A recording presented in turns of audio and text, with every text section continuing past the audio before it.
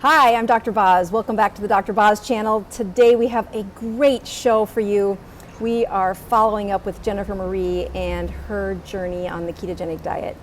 She has been a superstar favorite on this channel, very well known in the keto community for her advanced ability to take keto cooking, make it simple, and use that skill to help all of us transform how our kitchens look and how our waistlines look because of our improved eating skills. She is author of best-selling book, Keto, help me with the name. Keto friendly recipes, Yes. Easy keto for busy people. Yes, there you go. She'll say that one more time because I don't want to mess it up. Say it one more time for me, Jennifer. It's keto friendly recipes, easy keto for busy people. And I have some photos we'll throw up of that just to make sure that you have that, and the links below show you how to get to her book. No, I've actually said for the summer my kids can cook anything out of that book that they want. They don't need permission, and I try to have all of the supplies ready for them to just experiment and become keto cookers of their own. They are that easy. My teenagers can do the recipes. So I truly appreciate Jennifer's skill set.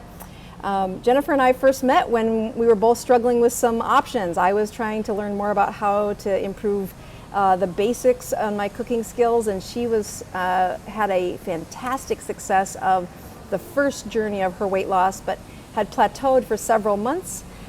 We began our adventures together as she said, well, if you help me with weight loss, I'll help you with some of these cooking skills. So together we did that, and for a while did weekly consults with her weight loss journey. If you've been at a weight loss stall, I highly recommend you go back to the playlist and watch how Jennifer really did conquer her stall and really some of the mental barriers that I see in so many patients as they enter into the ketogenic diet. She had some breakthroughs in her own health, and then, like any health story, there were some complications. There she is. Hi, Jennifer.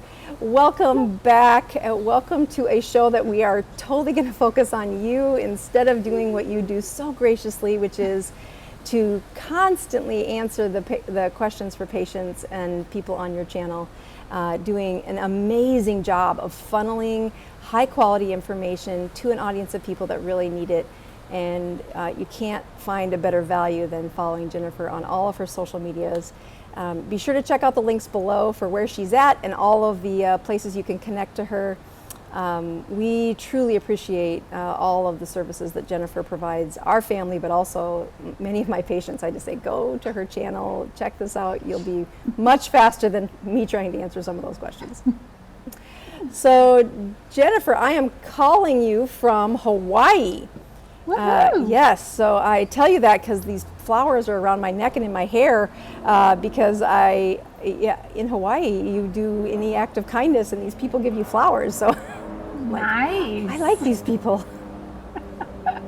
I want to be in Hawaii right now. Oh, yes, while we were, my son got his final acceptance letter to the University of Hawaii. Yay. Yeah, it was definitely been a journey for him to find where he belongs in the next season. So super happy that he got the letter. And then, of course, it's a month before school starts and he isn't registered for a class, and all the classes are full and all the stuff that happens in college. So I said on the way home, we're just going to sit still till this is taken care of. And oh shucks, I've been here a week and working from afar, but it really worked out well in the life journey. So I am coming to you from Hawaii. You are in Texas and actually kind of on a little bit of an escape, or at least an escape from the busy city you usually live in. So tell us where you're at. Yeah, I am on the outskirts of San Antonio in the middle of nowhere. So let's hope the internet still works because literally out in the middle of nowhere.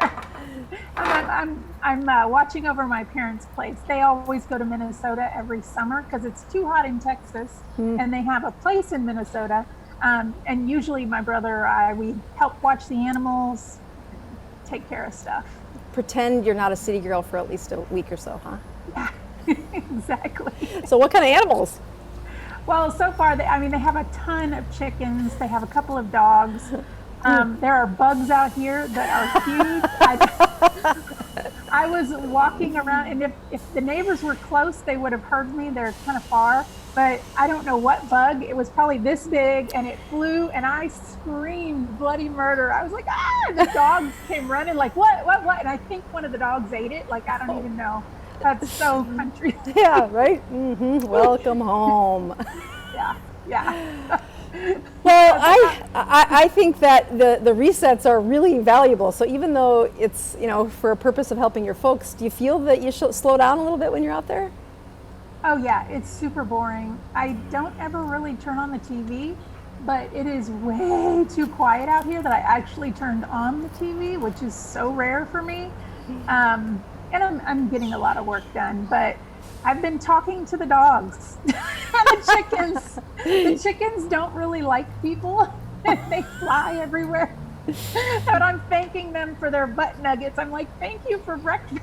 Oh yes, I'll help you with that. You're like keeping keto for the freshest eggs ever, like Yes. minutes from production. Yes, they're still warm. Only somebody who's lived on a farm really gets that joke, because you're like, no, Oh, yeah. really, that's true. Fresh. All right, so we are going to start with, it's been several, it might even be months since we really checked in with your personal health. So we're going to take this time to just hear from you and let you just do some stream of thought on how you've been, where we last really checked off, maybe even just giving a little bit of an update for some of the struggles that we'd worked through, where those ended up, and then we're going to launch into answering some of your questions about where you're at.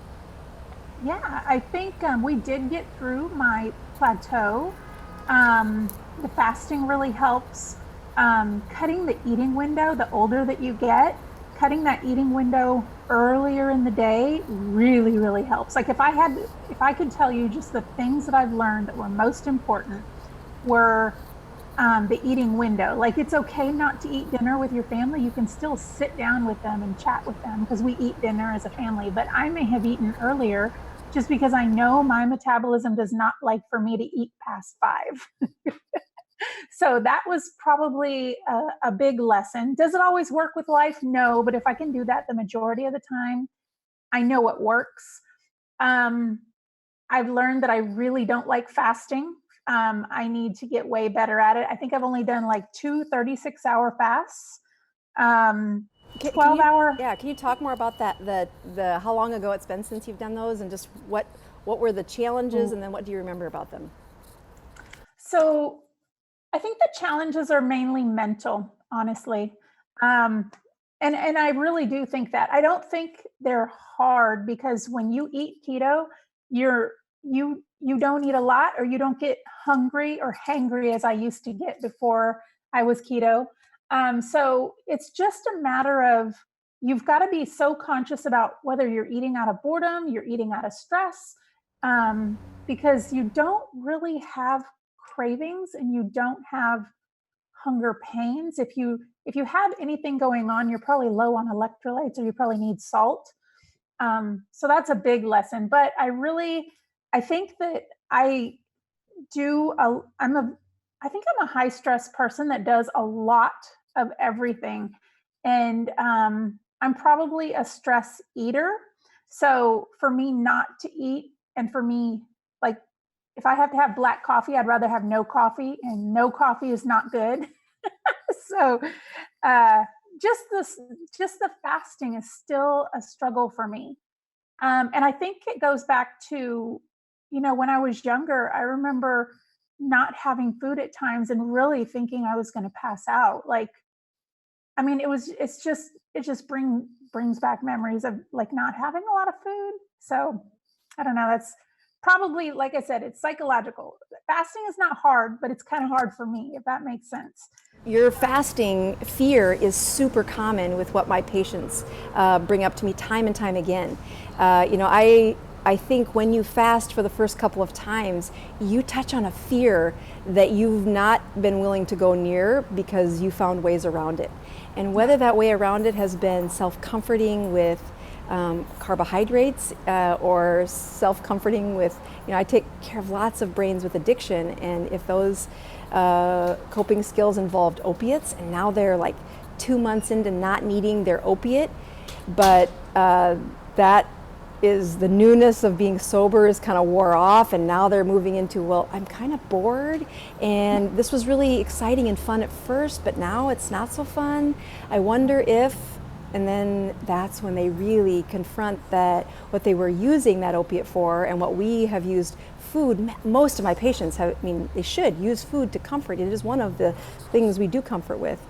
But when it's our lead skill to say, all right, when I'm lonely, I do this. When I'm stressed, I eat. When I'm sad, I eat.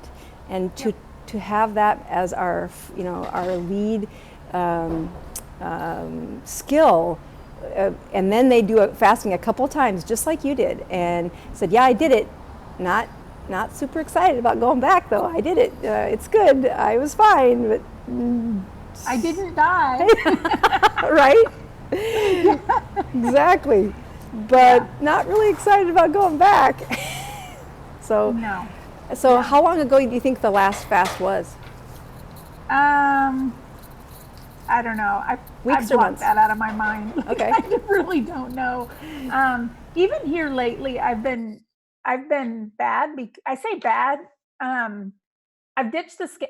You know what? I got sick of everything. I got sick of tracking. I got sick of testing my blood. I got sick of looking at, you know what? The scale's gone. I couldn't even stand to look at the scale anymore. I'm like, the scale doesn't matter. What matters is how I feel in my clothes. And what matters is if I feel swollen or if I feel sluggish. So I just got sick of it. I got sick of doing everything. I've been doing it for so long. You just get sick of it, and you don't want to become obsessed with it either. So I know the foods I need to eat. I know the times I need to eat. I've got a big project that I'm working on right now that has led me up at late hours of the night working and researching. So I know here lately I've eaten later because I'm so focused on this project. But it's like I know what I need to do, but I just need to manage probably the stress more than anything. And it's not even really, I don't want to say stress because it's not really stress, but I don't know what you call it. It's just I think I'm just sick of everything. And then you know what it is? You go so long, and I think the reason why I get frustrated is because I'm dealing with my hormone issues. And out of all the research that I've done, if you don't fix your hormones, if you don't fix your thyroid, you'll get to a certain point in weight loss and it won't go anymore. And I almost feel like that's where I'm at. And I feel like I've done it, and all of a sudden it just plateaus, which, I'm happy where I'm at. I wished I could lose the rest of it, but I think I'm just frustrated. And then part of me is like, okay, how do you find out if you have thyroid issues? How do you balance these hormones? And you and I have talked about that because I hit menopause. And I'm like, what is going to come down on me again? Like, I've done this for 2 years and then I hit menopause. Now I'm trying to balance the hormones and the hot flashes and all this stuff. And I think that's where I just got frustrated and was like, you know what? I just need a break. Right. But so not a break in eating bad food, because that has not changed. I still eat the way I'm supposed to eat, which is, I can tell in my pants and my clothes that I've not really lost and I've not really gained, or maybe it's fluctuated tiny bits if I eat late, but I have not went way off the handle or done cheats or stuff like that. Right. So first of all, I would tell you as physician and friend to be nice to yourself. I get to coach folks in these long journeys. As an internist, we are the chronic disease managers. We are the ones who we really want to help people, not for a chapter, but for the longevity of their life. And what you hit, what is very common. I've had a few question and answers in the last week where people said, what's the fastest way I can get into ketosis? How quickly can we do this? And I am quick to say, slow down. We want these changes to stick. We really want you to have and acquire this new skill set of living healthy in a way that stays stable not for today, not for tomorrow, but for a season and hopefully all the way through the rest of your life. So you've marked off several things that you've done well at. I mean, your keto, you were that before we even met. Let's start, Jennifer, by pointing out the things that you do really well. Number one, you are a huge advocate for other people. And you are an educator on how to eat right. So your skill set for knowing keto, eating keto, not needing to really macro count anymore because you're so well versed in this. And you've got a good sense of intuition for your own health, that you know kind of when you're doing well, when you're swollen, and when you're not. You do have some big projects on your plate, which is a point of vulnerability for all of my busy women category. And they tend to really find that gratitude when they're in the busy throes of life. And during those seasons are when you'll find, you can only be great at a few things in life at one season. As we acquire skills for my patients that throughout 20 plus years of primary care internal medicine, what I like to see is how well you've mastered some of the things that weren't very easy for you before, which is the evening hours, have less and less eating. You've got some time restricted eating that you did before you met me, but the hours of time restriction were probably earlier in the day, as opposed to now they are much more common to find hours of no food after a certain time of the day, which again, at your age, at my age, at our age, is the critical part of continued sustainable, stable weight struggles. So when you also look at some of the barriers that you stepped over, you had never poked your finger. You did that, and you've gotten, like, it's almost like, I can do it, I can not do it. There's no fear of that anymore. And even though that's not something that's been in your habit recently, what has really become front and center is this project you're working on. And does the project, how long do you think this is going to be, this intense focus? Is it a 6-month focus? Is it a year focus? Is it a 6-week focus? No, it's probably till the end of the year, maybe. So it's a pretty good long journey. Mm-hmm. Okay, so it's one of those seasons of life where we say, great, we're going to use this project as a way to say, giving that to your focus in life with working on a few other things to help your performance at your project be the best it can be. That's where you'll keep women engaged for the longer project, but you'll also see that they do, I have OB-GYN friends that are obstetricians and gynecologists, and I tease them that they get to steal the chapters of a woman's behavior change from all of the rest of us. Because if you want to see a woman do the best job of her health, study her when she is gestating a baby. She will give up cigarettes, she will give up any addiction, she will sleep well, she will take her vitamins. All of the things that we want patients to do for a lifetime, they will do for a chapter.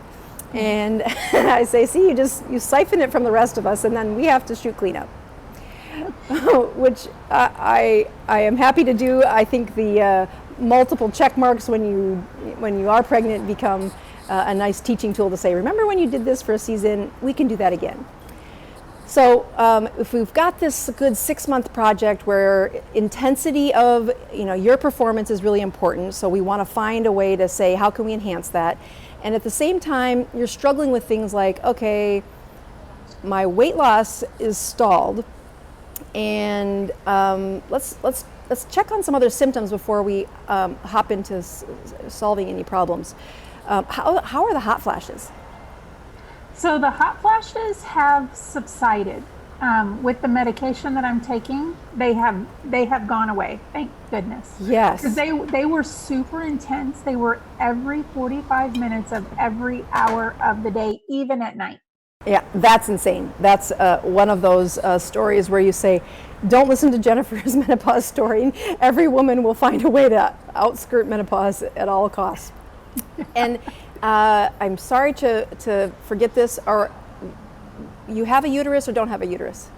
I do. Okay, yeah, so there's the menopause comes with the whole process of ovaries and uterus and brain. When you look at the first symptoms of menopause that women notice, it really, I mean, hot flashes does a good job of being one of our leading symptoms. The medicine we put you on has years of good evidence and is pretty cost effective, if I remember right. Yeah. How much a month is it? It's free. Oh, see, perfect, great. So, I mean, I remember it being one of the few that even if you had to pay cash, it was still probably under $10 a month to take care of that symptom. Welcome to modern medicine, and that does give me the confidence to take away that symptom. When you spoke a minute ago about your hormones not doing well, tell me more about which hormones you're worried about. Well, I have symptoms still of low energy, which is kind of crazy that I've been napping again.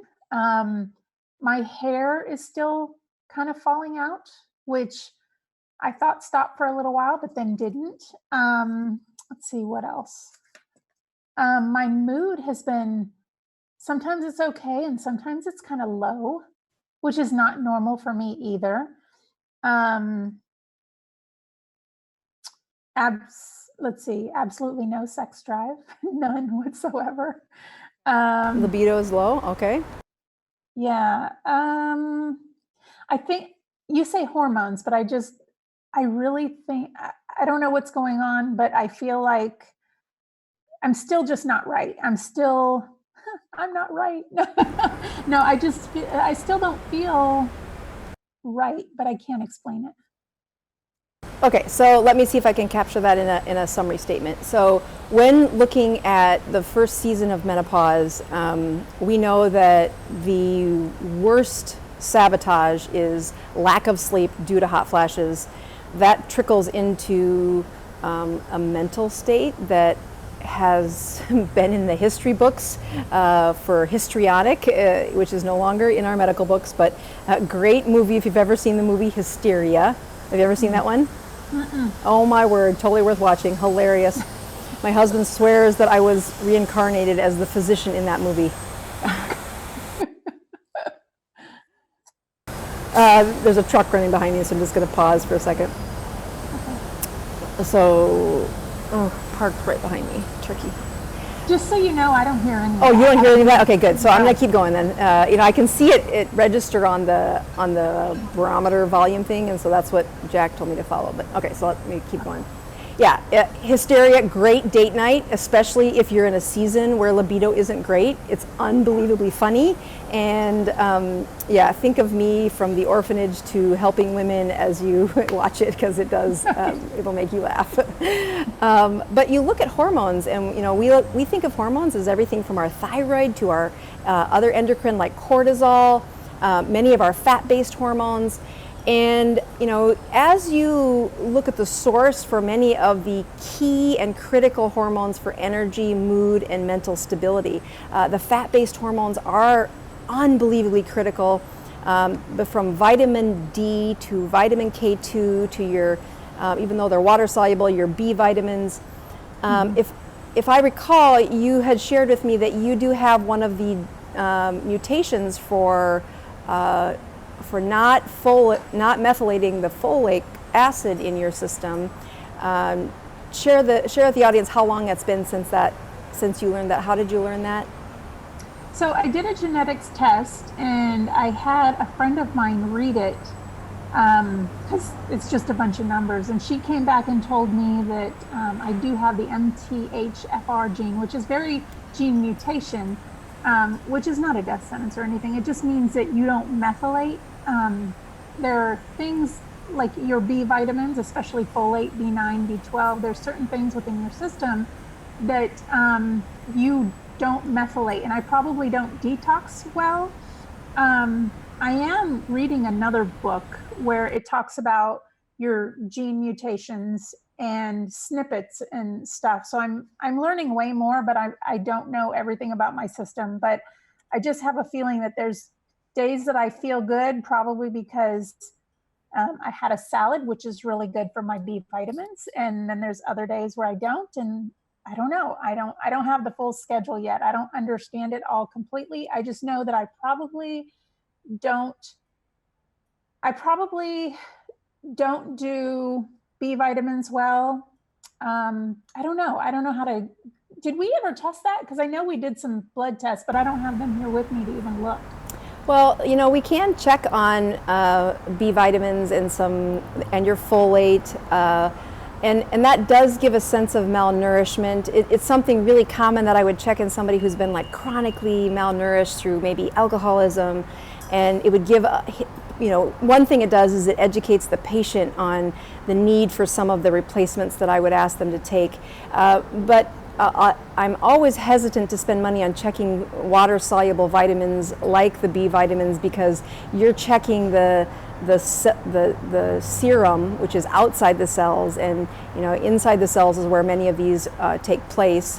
What is helpful though is there are some things that are kind of downstream from the B vitamins that give us a little better sense of should I be worried? And one of them is methylmalonic acid is a blood test that's not terribly expensive, but it also just says how long has she been low and how low is her system. That leads from your folate. Also, though, homocysteine is another way to measure the inflammation in your system as well as its combination to vitamin nourishment. That's a pretty cheap test and gives me not a perfect answer, but just a kind of a barometer of where your system's been. What I look at though when people have the gene mutation to not methylate their folic acid is it does come in a couple flavors. I think one of the studies I read was like half of the people in the study had at least one of the mutations.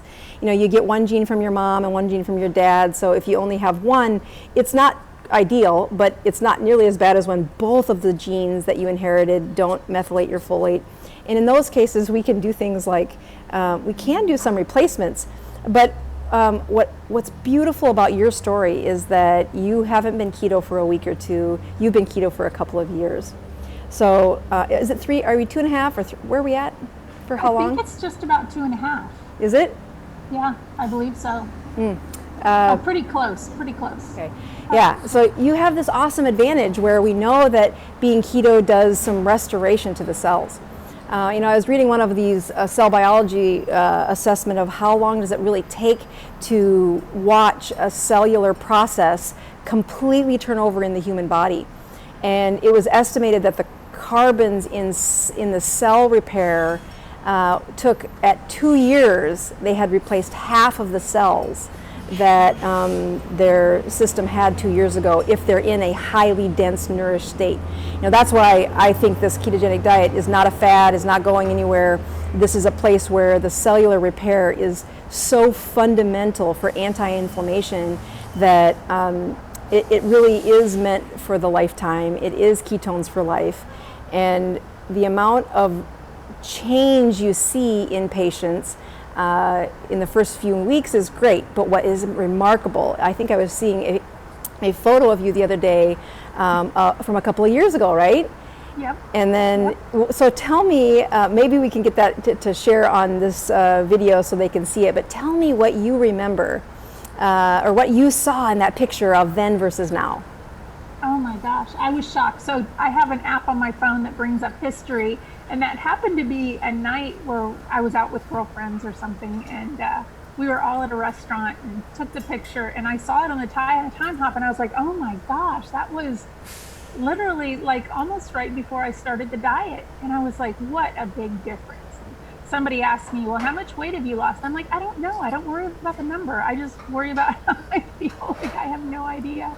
But it's a big difference. It is. And what was so remarkable is looking at how your skin was, I mean, it in a place of glowing, a place of youthfulness, that if you would have asked, one of the things physicians get better at, or are supposed to get better at as time goes on, is what is the age of the patient? Yes. And so as I was looking at it, I'm like, had you asked me your age, looking at the original picture, I would have probably guessed 7 or 8 years older than you are. Yeah. And then had you asked me the same question about the picture that's today, I probably would have guessed 5 or 6 years younger than. So I mean, a good 15 years difference between then and now, as far as just looking for youthfulness in. Right. So you're like. You know, that's funny that you do that, because my husband, you know, he's a police officer. He works traffic. So what he does usually is he plays a game with himself. When he goes up to greet somebody, he automatically tries to guess their age, because he gets all walks of life. And then when he looks at their driver's license, he can check the feedback, right. Yeah, or how rough of a life they've had or whatever, just by the date. And he's like, no, I would have never guessed that. It's totally real. So I get that when you say that. No, and that is, it's something that I remember being a medical student thinking, how do they do that? How do they assess age? But it is a skill in your brain that kind of sorts for illness, sorts for damage. And you don't mean to do it until you are constantly looking at patients' charts over time going, oh, it's a 48-year-old female. Oh, it's a 38-year-old female. Oh, look at how old this 38-year-old female looks. Oh, look at how young this 52-year-old female looks. And, you know, when I was reading that cellular biology paper about the number of carbons at 2 years seems to be half. So the half-life seemed to be almost a little over, 24 months or something. That to me said, oh, it is about the time, the 2-year mark, where we can see the cellular repair is catching up to what the outside of you looks like. And, you know, my mom, go ahead. Oh, that's interesting. So does that mean that that's the halfway mark? Yes. That's like the start? So you know what's funny though, is I hit menopause, so I kind of feel like stuff stagnated. Yes. And it was right at the 2-year mark, like literally right at the 2-year mark. So I'm wondering, even though there is some glowing of the skin and things look better, I would love for saggy skin and stuff to take place, and I'm ready for that to happen. Well, you know, it's interesting because when you look at some of the symptoms you've had about the hair loss and the mood and the low energy, as well as libido, those are all symptoms of menopause. And, you know, what would be, I have 3 sons who love science fiction stories and superheroes, and we talk about parallel universes at times, saying, what if life would have done this? And if you wouldn't have been keto, when you hit menopause, I just imagine what the trajectory would have been for even just the other hormones like cortisol that you are improved in making, the vitamin D that I know we checked that a couple of times ago. It was not so good, and then it was much better. I can't recall the exact numbers. And then knowing that we have checked your thyroid in the past, but boy, menopause is a time that I've learned, check it again, things change, immune systems do naughty things like start attacking. I've found that with keto, and this was actually one of my favorite lectures from Jason Fung, was when he shared his frustration that he had searched the literature and said, why is it at about a year, sometimes a year and a half of people being on keto, that I have to lower their thyroid replacement medicine? That doesn't make any sense. And he went to the medical library and he did a search, and I was doing the same search going, okay, I don't get this. This does not make sense. Why would their immune system shift in the direction of restoration when every textbook I've ever read says that's not going to happen? And so, you look at the worry that every woman should check their thyroid within 6 months of menopause. It really is a just easy, cheap test that we can look at. But it also, if I had to guess, if my intuition said, knowing what I know, I would bet your thyroid isn't abnormal. And the reason for it is you have proven medical laboratory tests that say you didn't have it before, and the level of inflamed health, you really have seen an improvement of that. In the past, you've seen me do that thumbprint on your shin thing. Yep. And then I think you've done it off air. I can't remember if we've ever done it together on air, but what's the results of that? Do you ever see a dimple? No. No. If I do, it's very slight, and maybe it's because it was a really hot day and I needed salt or something. But I know that thumbprint test where you press it really hard for like 30 or 45 seconds, and then you smooth your hand over it and that's how you're checking inflammation, right? Yep. Yeah, it's just one way, one physical exam signing for inflammatory assessment. And as I travel, I'll tell you, mine is terrible. It is it's a reminder that I'm human. And that when you look at that dimple in your leg, you're like, okay, so I haven't felt my best energy. I definitely can see that I'm probably not being as strict on the keto diet while I'm on vacation. Oh, so I just did it right now. Yeah. And I do see a tiny little Dimple? like very, very, very slight. But isn't that weird? Because you've been to a season where that didn't happen. You want to make this easier, go to a place that's hot. So you're in Texas in the summer, I'm in Hawaii. We both have inflammation in our legs. Let's blame the heat. And that's safe. But I'll be honest, I have seen that dimple in my leg after a couple weeks of high stress, not sleeping well, really poor self-care, just kind of push, I can get through this. And then I love that test because I can't lie to myself. And it doesn't take a machine, or it doesn't take poking my finger, or it doesn't have, it's just like, oh, I bet there's things that aren't looking so good.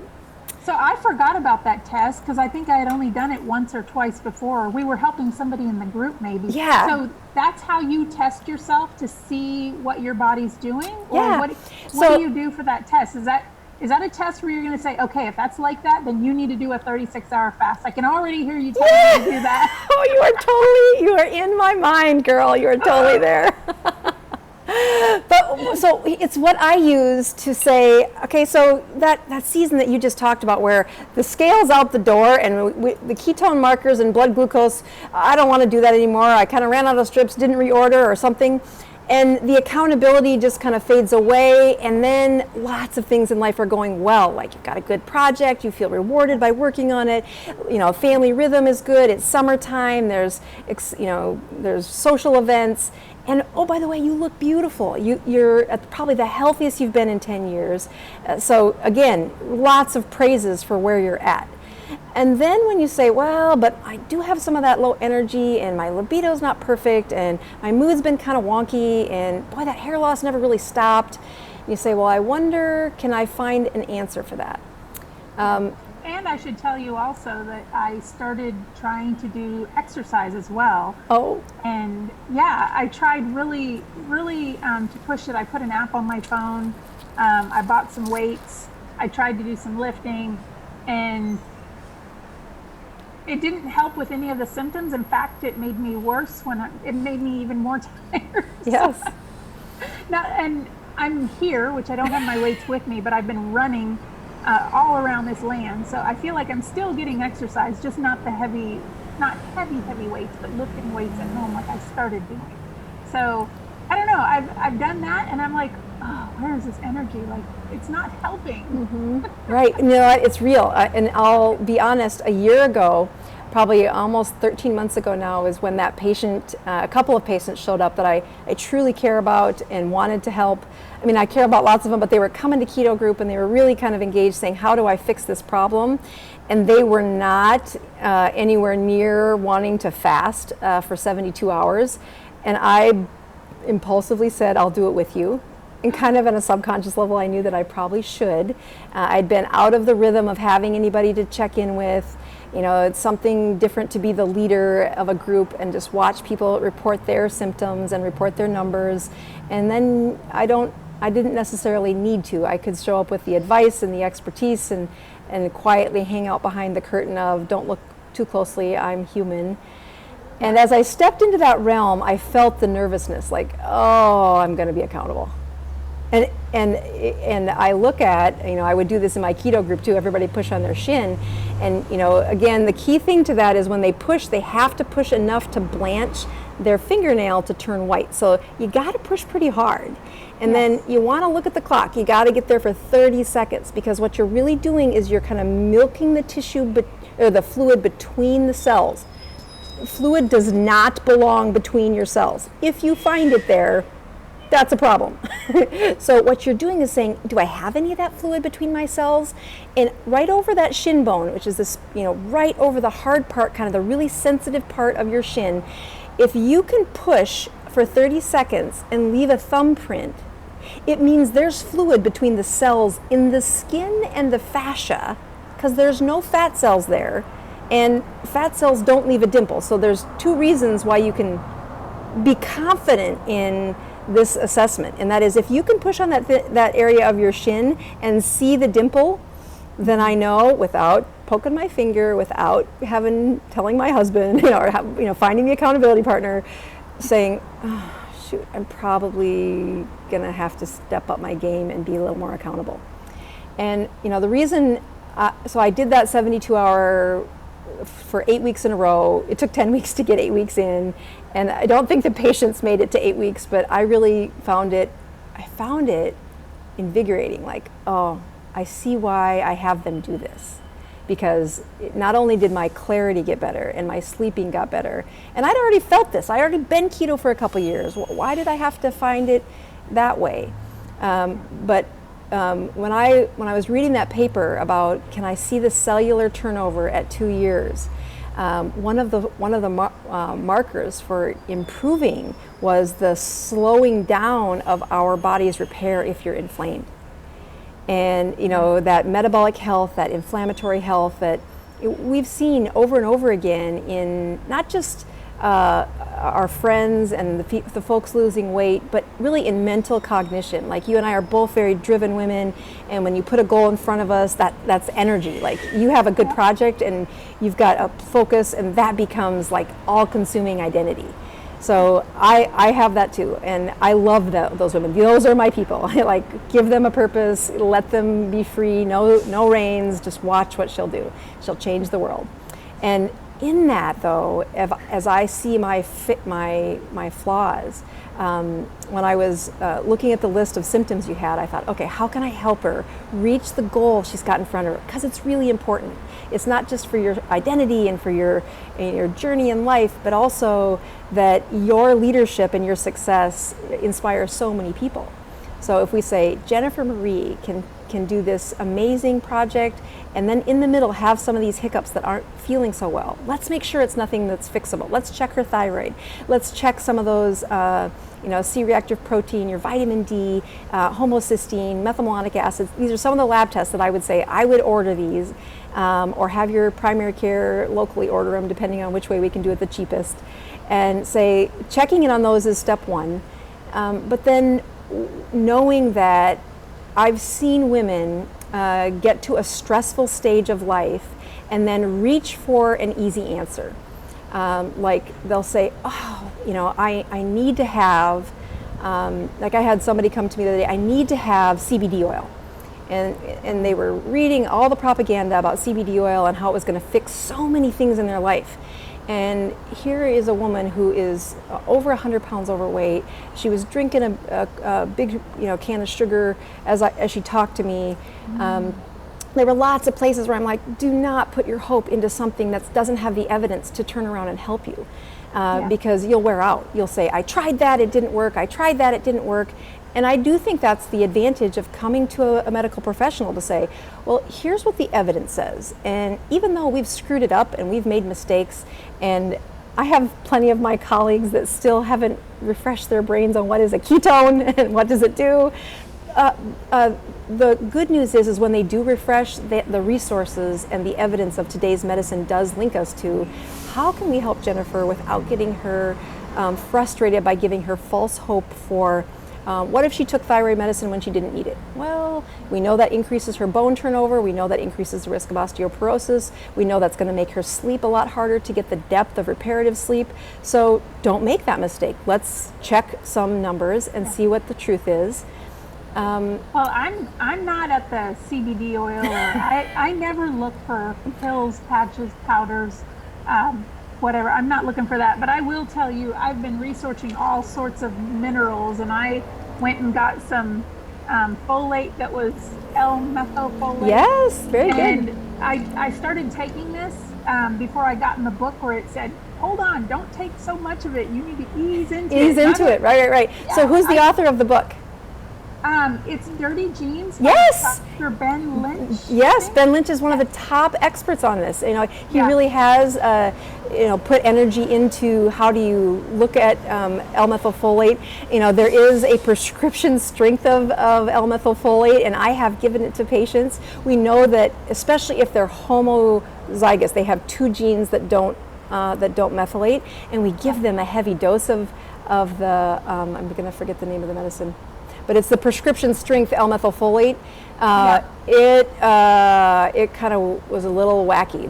They had such a shift in their brain neurotransmitters that didn't necessarily turn out to be such a positive thing. So slowly adding that. Yeah, I wished I had my gene report here with me, because I think I have that double gene, because it shows up as red. It's either red, yellow, or green. Okay. And I think the double is red. And I want to say there were a few, like the detoxing and the methyl, that were double, meaning red. And after I read the warning, I've been taking these for a couple days already and not noticing any difference. And then I get to a part in the book just yesterday where it says, if you're taking it and not noticing any effect, you need to do A, B, C, D. Yeah. And I'm like, oh my God. He goes, because if you start taking this, and I think it said more than twice a week, you could really mess something up. And I had already been taking it. I'm like, oh, I need to slow down. I need somebody who knows what's going on with all this stuff that can just guide me, because I am just trying to figure it out. Right. And there's the acronym is SAMe. That yes is in conjunction with L-methylfolate if they are kind of a homozygous, and we do need to help them in both pathways. So it's possible. It's not hard, but it is that beauty of you do live in a time where you actually have the data somewhere in your files. Yeah. You know what led me to that Dirty Genes book was I was researching why my fingernails have, I don't know if you can see that. Okay. Yeah. They have, can you see that? How it's rigid? Like there are deep ridges in here, and it was either injury or mineral deficiency. And I've had this is going on, I want to say 4 or 5 years now. Really? And I swear it is mineral deficiency. It's just, I can't figure out what minerals to get. Yeah. How to get. You look at fingernail ridges, I absolutely, as soon as you said fingernails, my brain instantly went to, she had gastric bypass, right? You had gastric sleeve or gastric bypass? Bypass? So yeah, so that section, of absorbing those minerals is impacted in your gut, highway now. So if you look at what we can predict from that is that you'll just be more fragile. It's not that they can't absorb, it's that the section is very fragile, and if the nutrients isn't steady, they really do they'll end up with ridges on their fingernails. So the ridges on the fingernails, is for the viewers out there, I just want you to know that there are lots of different types of nutrient deficiencies that lead to these. My first go-to is always iron. Iron is so pervasive in especially our women when their iron is low, and then they have a gastric bypass, and one of those sections or elements that is affected by the gastric bypass is iron deficiency. Liver pate becomes my favorite thing I talk about next.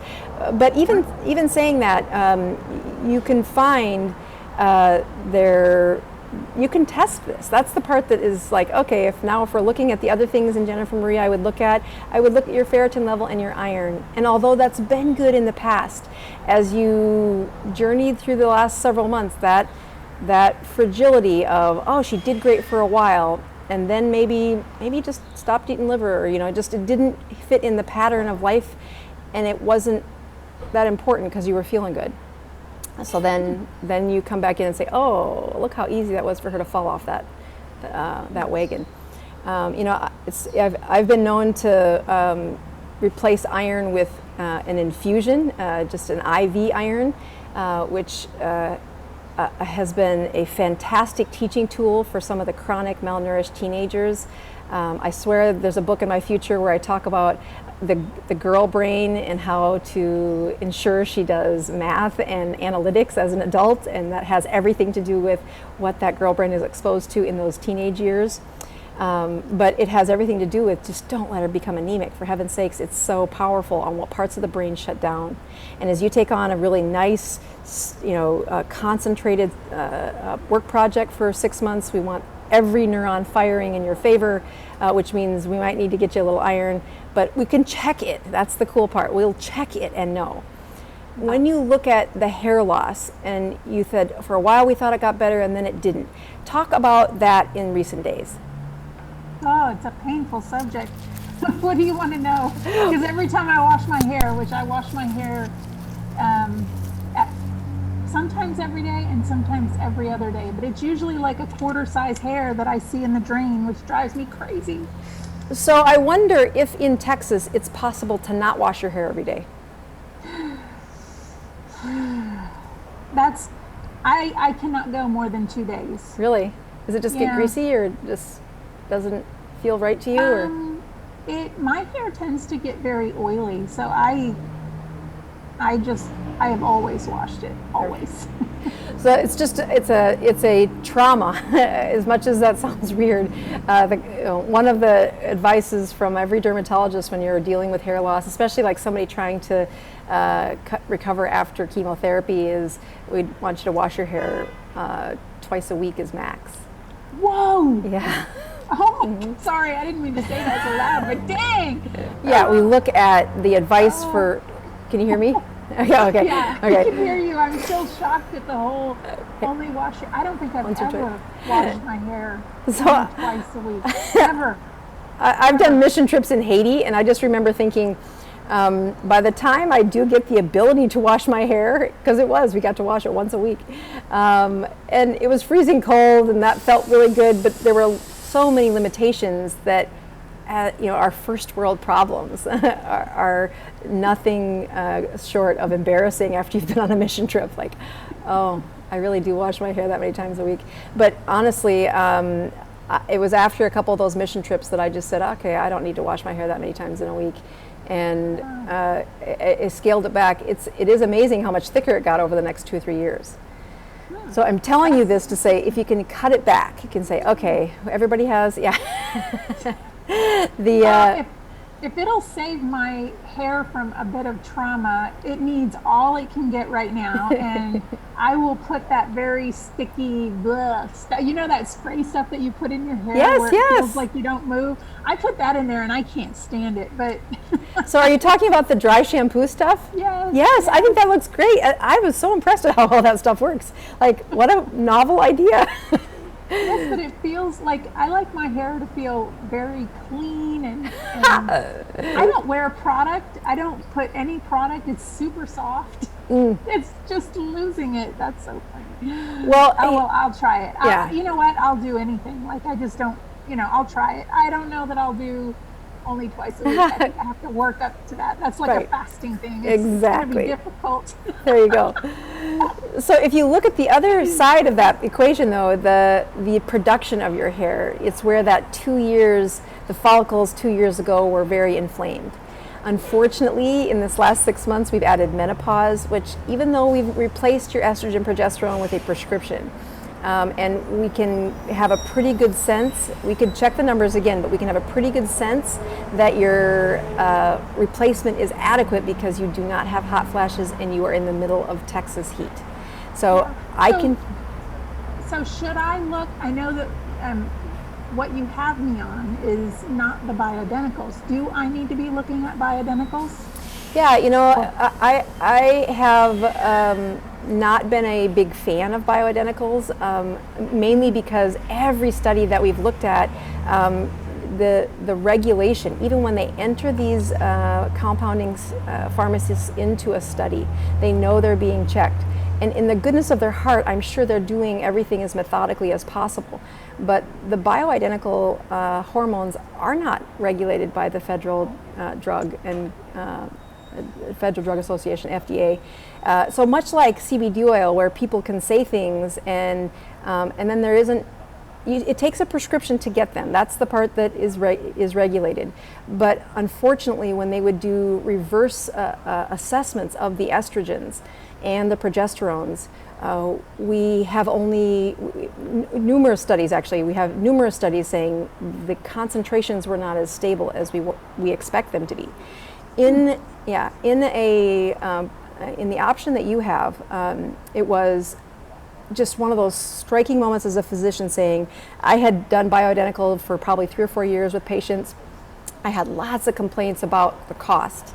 And again, I'm really sensitive to that, especially if you've got a patient on 3 or 4 different medications, and now the cost is so powerful to them that I want the evidence to be really strong. The only evidence-based study that I have on bioidenticals does say we can improve hot flashes. It does do that. But if you look out at the long-term studies for what does it do to heart disease, what does it do to their bones, what does it do to their brain, and again, that's me, I'm the long game, what am I looking at in 20 years? We don't have the studies on that. And so when it comes to what I prescribed my mom, what I would do for me, I'm going to use the one that's I'm going to use the one that is got the evidence-based studies behind that, because I'm probably going to be on it for a few years. When I recommend it to patients, I never tell, especially a strong, driven woman who has a mind of her own, no, you can't. I just say, it's not my favorite, and here's the things I would watch out for, is that nobody checks the work of these well-intended compounding pharmacies. They are great people. I've interviewed them. They have a process. They follow it. But when they get checked, something isn't always right, whether that's the stability of their compound or the container that it was in. You know, I don't have the skills to tell you why it didn't turn out.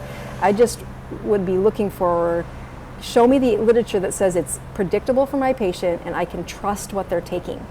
And about the time they switch hormones and the hot flashes come back, now they're not sleeping, now their mood is bad, now we've switched things. So it would be my advice. I've had folks really adamant that they wanted to do this, and I said, it's not that you can't, let's just do it at a time where we have everything else stable. So, well, and it's a process too. Like, it'll take a whole nother 6 months of going through the hot flashes and adjusting to something new, is what or maybe I'm wrong, but that's what I've heard. That's correct. That is correct. Yeah, I'm not looking forward to that. Right. I just want my mineral, I just want my energy, I just want my focus. And if that means that I have to do a 36-hour fast once a week, because I know you haven't actually said that, but I know that's what you're thinking. Yes. I know you very well. Well, and I think there's a couple things, because I actually like the phase that you're at, which is I don't count macros, I don't step on that scale, I listen to my body. That is the kind of woman that I try to curate in my patients, and saying, you know what, I can check things. You have access to incredible resources as a woman in America. Thank you. But I'm expensive, and I don't matter as much as how you feel. So we have to dovetail that into our plan and our process. So when I say, what type of accountability could we add back to Jennifer's life that would actually not tax her? Because I see that, and I've been to this chapter where I wanted to exercise 5 times a week, or I wanted to check my sugar 3 times a day, and it would overwhelm me. I could do it for a short term, and then it's like something had to give. So when it comes to what are some options for you to return to a season of accountability, I'm going to suggest what it is that I do. And I've been on vacation, so I haven't done a great job of this the last 3 or 4 weeks, but I know that I have to do it. Actually, I didn't bring my glucose strips with me. I brought ketone strips with me, but I did not travel with glucose. So I don't know how they ended up not with me, but I think God was helping me, actually, saying, take a break, just relax. That was your subliminal mind going, I really don't want to do this. That's what it was. Yes. So as I look at an option, it is to say, give yourself one section of the week where you fast for, I'd love to get 36 hours. I'd love there to be a full, when they do 24 to 20, the 24-hour fast, especially in people that are really into keto, it turns out to be not quite enough time to really boost their metabolism. And that's what we're asking them to do. You want the energy back. You want if you've got a little fluid in your legs, we need to have a little time where your body gets a true reset each week. And if I say 24 hours, I know in my heart that You know what? For me, it's either 16 or 36, because Perfect. That's what works with my schedule. And 16 is easy, 36 is a bit of a push, but I just have to do it. Yeah, and I think to set it as once a week, like not doing it any more than that, and then especially when I first started doing the weekly fast, I wouldn't let myself check my numbers the rest of the week, and I'd have all these people on Instagram or ask me what should it be the rest of the week. I'm like, well, ideally, and then there's reality, okay? And now I'm a year into this, and I can honestly say, sure, your Dr. Boz ratio should be less than 100 at all times. That's what you get for, enhancing that, the neuronal health, the brain health, the cognitive focus, always below 100. But surging up to a Dr. Boz ratio of less than 40 is amazing at what it does when you do it again and again and again and again. And I would push you to as much as checking these labs, and we can send off those orders and have a recheck in a couple of weeks to see what they were. But using that that check on our work here as a way to say, let's do that in light of having one day that you don't. So I know that your Sunday nights are filled full of performance. I know that your Sunday nights are much like mine in that there's a performance. That's when I can record at my office and nobody's walking through the hallway to screw up the sound. But it's also works out well for an audience prediction and my schedule. And if what I do is I don't eat before that. I have a nice Sunday meal somewhere in the afternoon as a family. Then the kids do their things, I do my thing.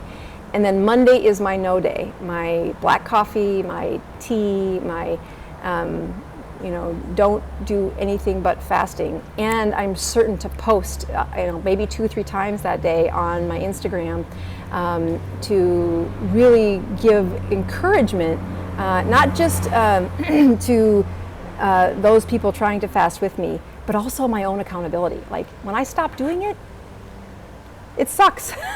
My numbers are terrible. My mood gets worse. I'm totally as real as the next guy. So since you've been doing it for a while, you found that it does get easier though, doesn't it? It's amazing. Like I remember the first few times thinking, okay, I can't wait for these 8 weeks to be over because I'm done. I'm done. And what was the purpose of setting the number 8 weeks? Is that just to be habit forming? Mostly habit, yeah. So again, the one gal was trying to get pregnant and she had high fasting sugars above 100. And we'd gone through the data. She's been not terribly overweight, but enough overweight that it mattered. And she was worried about getting pregnant. She's had a schedule in life where she says, if I can get pregnant in this season, it works out really well for my time alone at home with the baby. And boy, you're touching all my heartstrings there for taking care of the woman, taking care of her baby. And so I'm like, here's how you're going to hone in if you want to have the best hormonal situation for getting pregnant. Fasting wins. It does. Yes, right. It's funny. We know what we should do. I mean, we know it. It's not hard. It's just a matter of doing it. Well, and I think back to the number of addicts that I've taken care of in life, and their parents or their support systems come in, and I'm like, they just need to do it. And I'm like, yeah, hold on all the judgment, because life has these seasons where we can do a good job, and then we just have to be nice to ourselves and say, looking at all that's on my plate, we've done a good job. And looking at all that you've accomplished and all of the people that you inspire, all of the goodness that's come out of writing a book and promoting a book and being a top seller. In that season, look at all I just have goosebumps thinking about your story going, you should be so proud of you. So many women and people inspired to say, they can do this too. And that during that season, okay, your hair didn't regrow back as bad, you handled the first stage of menopause, and you might not have lost any further weight. Don't do that.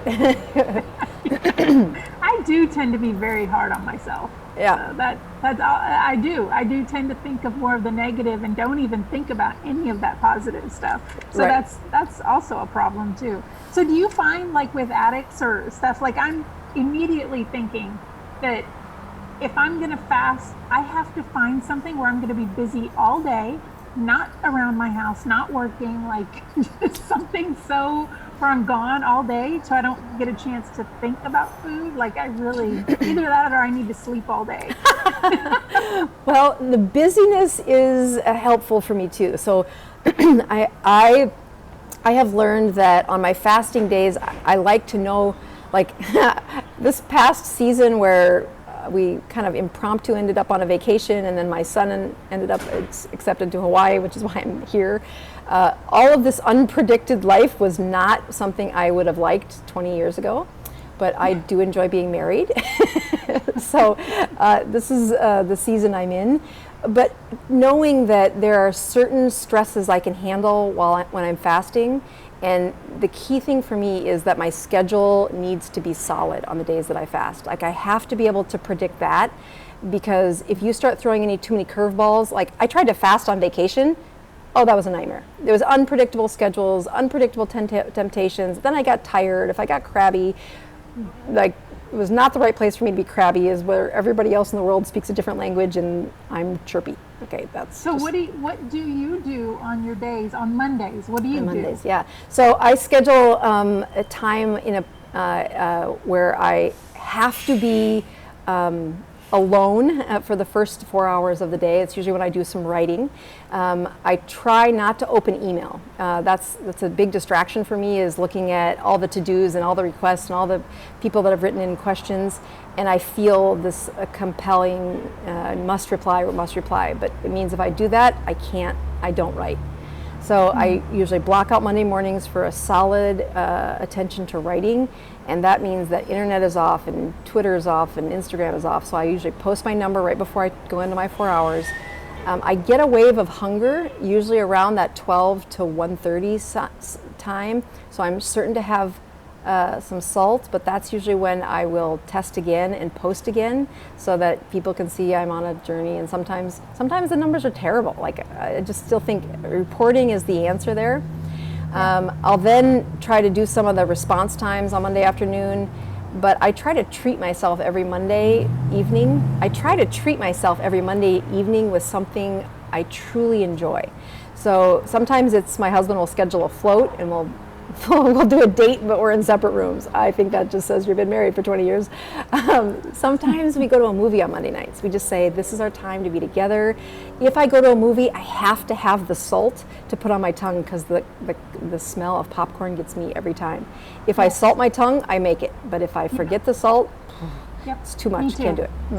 Same thing. Yeah. Right. Okay. Well, I think I at least have a plan, because I was just trying to go on life as normal. And I think that's what it is. It's just, as a mom, as a business owner, as the leader of a lot of stuff that I do, it's just too difficult. I have to have a plan. And I think that helps me to pre-plan my days to maybe make them calmer so that I don't stress and then want to eat. So.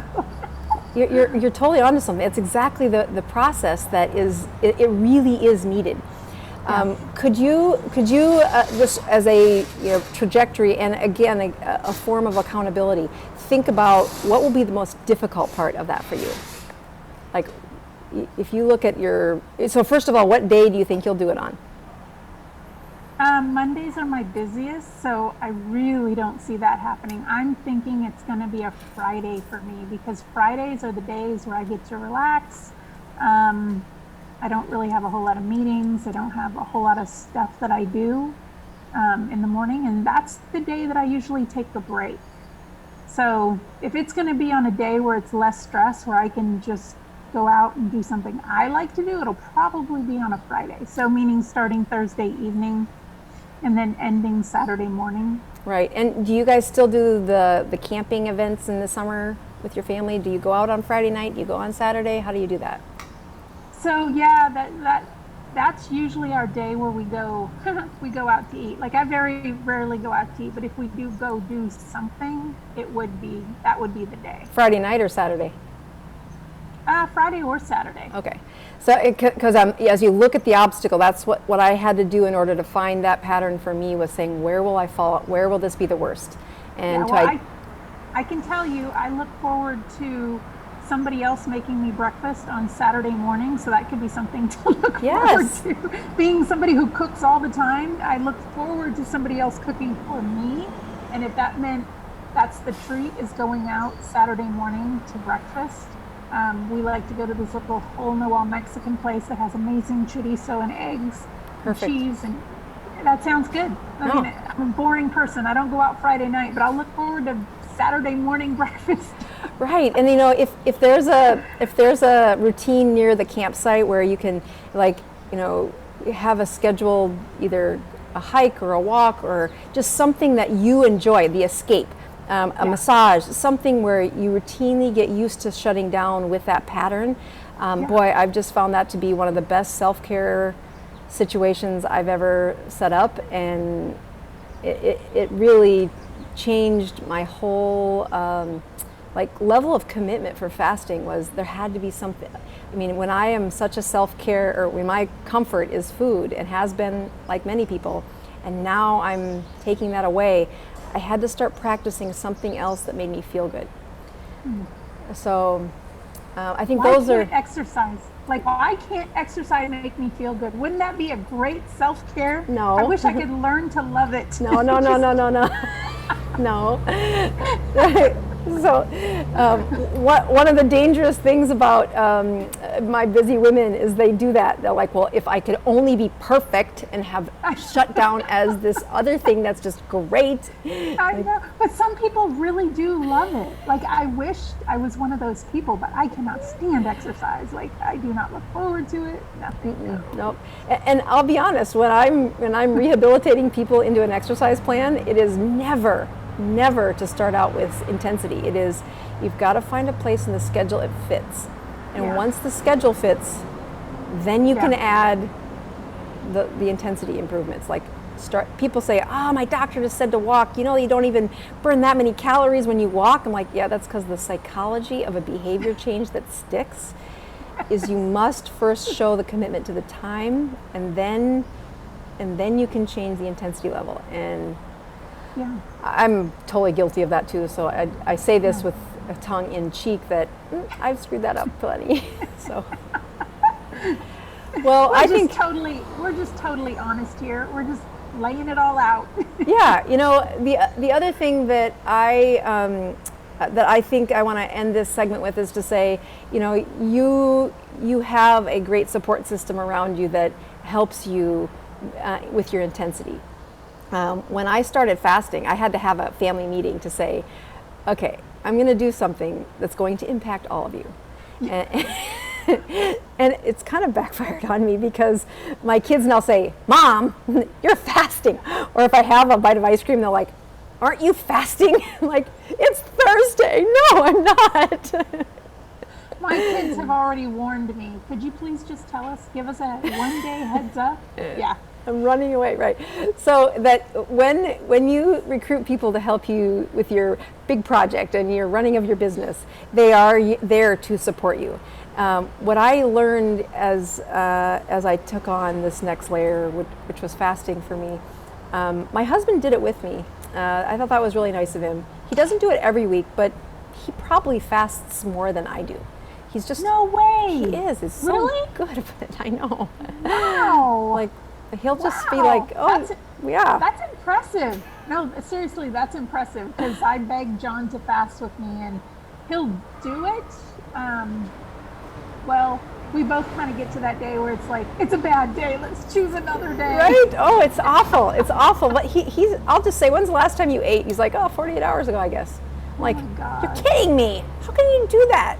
I mean, to me, I've got to plan it out, and it's got to be a drama, or at least enough that I'm like, don't tempt me, and if I start to bite your head off. And anyway, so I've gotten better at it, but recruiting your support system is what I was trying to end with there. Was saying, I'll help with the making sure the labs get done and checking to see, is there anything else that we should be doing that might set you up for failure? We don't want that. But if we focus on this one little place to say once a week, put your numbers somewhere, you know, tell your Facebook team, tell your, you know, even if you don't want to do this in the big public way. I started doing that on Instagram. It's been you know, a blessing and a curse, because when I screw it up, lots of people see it, but at the same time, it helps me say, just have forgiveness for yourself, and that helps me do that, actually. So I think we're going to call that as a wrap and say this has been awesome, because I have had so many people asking about how you've been and where your journey's been. And as I watch your amazing successes, I just want to say thank you for sharing life with us. You've done thank you for your support and your help. I always enjoy talking to you. We talk so often. Yes, yes, it's turned into a friendship, and one of those places where you say, I don't know what to do, but I bet Jennifer has a good idea. So I just want to say thank you, and my patient or my viewers just love hearing your story and have asked about you multiple times, and we'll check back in a few weeks with a way to see how the labs turned out and how the first few fasts went. Sounds good. All right, we're signing off as Dr. Boz. We are improving your health one ketone at a time. Thank you everybody for tuning in, and we will see you next week. Please subscribe to my channel, and don't forget to click the notification bell so you don't miss out on any new videos. Stay tuned.